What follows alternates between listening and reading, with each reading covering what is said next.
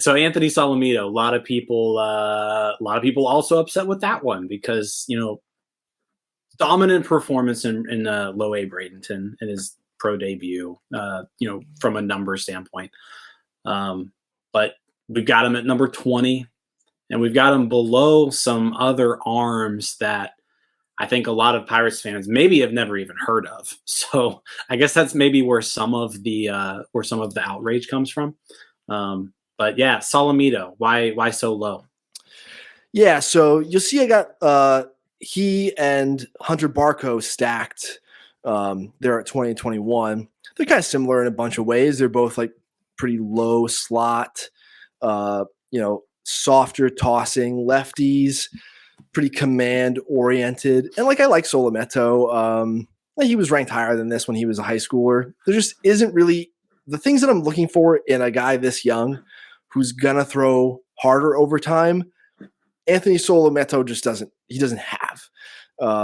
Just not, an explosive rotational athlete. Some of the athletic characteristics that, I'm projecting on for velocity growth just aren't there. This is a totally subjective visual opinion of mine.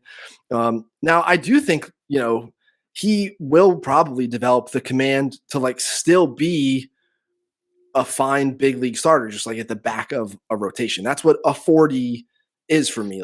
That's, a fifth starter. He's sitting 90-92. So some of the stuff that I talked about before regarding fastball shape and angle, he's doing a mix of positive and negative in that regard. It's a low slot, so it's shallow angle, but it's that sinking, tailing shape. So, it's a mix sort of fighting, about whether or not that fastball is going to punch above its weight at only 90-92. So I'm skeptical. There are scouts who I talk to who think the sink on that fastball is going to be enough to keep it off of barrels consistently, even though he's only sitting 90-92. I think that when a guy's delivery is just long and low, that he's going to tend to be pretty platoon vulnerable. That especially when you're sitting 90-92, right-handed big league hitters just see that pitch from a slot like Solometo's forever. They just see it so long. And so you guys, I'm trying to think. All right. So Colin Holderman, right? Colin Holderman's got what I think everyone listening to this would agree is a lower slot delivery. And he throws 98. And he doesn't command it like Anthony Solometo does, but you can kind of still see how vulnerable and how his fastball is not missing the kind of bats that you would expect for someone who pretty routinely sits 95, 96 and above. So with Solometo, he's got to keep proving it to me. Those other guys who I have ahead of him, DeVito and Selby and Nicholas, those are all guys with big time stuff who, even if they're a reliever, it's maybe an impact reliever. That 40 plus tier of relievers, those are if I'm putting a 40 plus on a reliever, that's the third banana in a good team's bullpen is a 40 plus. Your Sir Anthony Dominguez and Jose Alvarado's, those are your 45, 50 type guys because they're only relievers. So you got to, dilute them away from the top 100 type grades generally, unless it's a Josh Hader or something like that. But, those 45 type guys, that's your stone cold setup man on a contender. And then the 40 plus tier is impact relief still, just somewhere, multi-inning guy or, lights out seventh inning guy, something like that. Still high impact big leaguer, just in a limited role. And so that's, that Selby, DeVito, Carlos Jimenez group for me. And then Solometo definitely has a better chance to start than that whole group. If you want to put a lower variance 45 on him and have him up there with Thomas Harrington at 13, I think that's reasonable. I think, give me these power arms who, I feel a little bit better about playing some sort of role. I just think the risk that fastball is very, very vulnerable if it doesn't pick up another extra ticks over the course of Solometo's maturation. I round it down on him for that reason. So you can see him behind Jun-Suk Shim, in part because of that, because there's just more velocity there.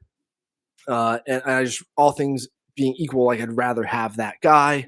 And in Shim's case, he's going on 19. He's a year younger than Solometo. He's going to be in the low levels of the minor leagues for the next couple of years.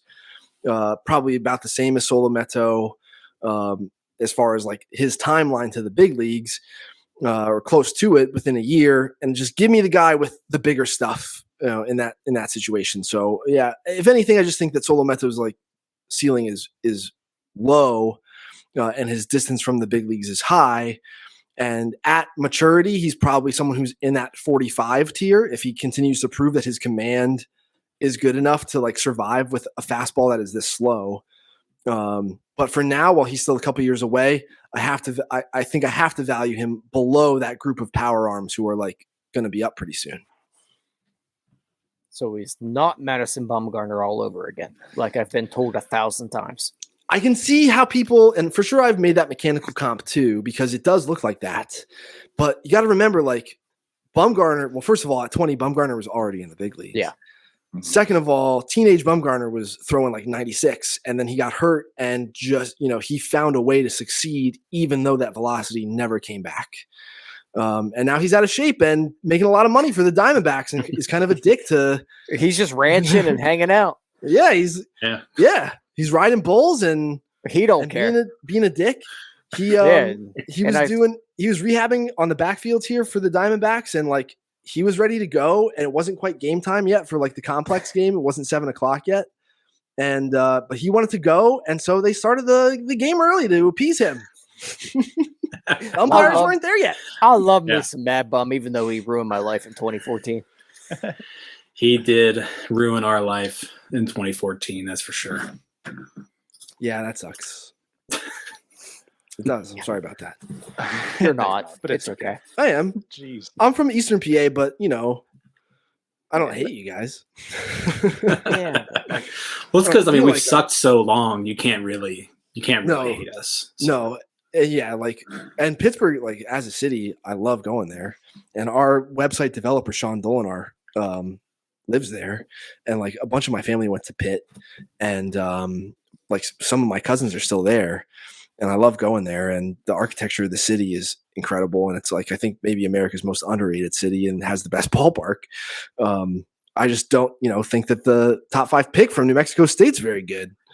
I was going to say, that's the way to pander to the town that you just trashed. Right. Yeah. Basically, you hate Pittsburgh other than the bridge. Like the Dark Knight, the third one or whatever. Yeah, Dark Knight Rises is great. Yeah. Heinz Ward was great in that. Nick Gonzalez, 3-hitter.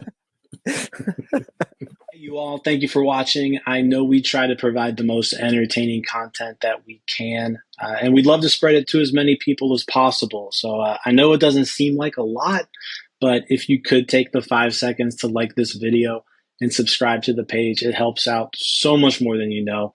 Thank you, and let's go Bucks.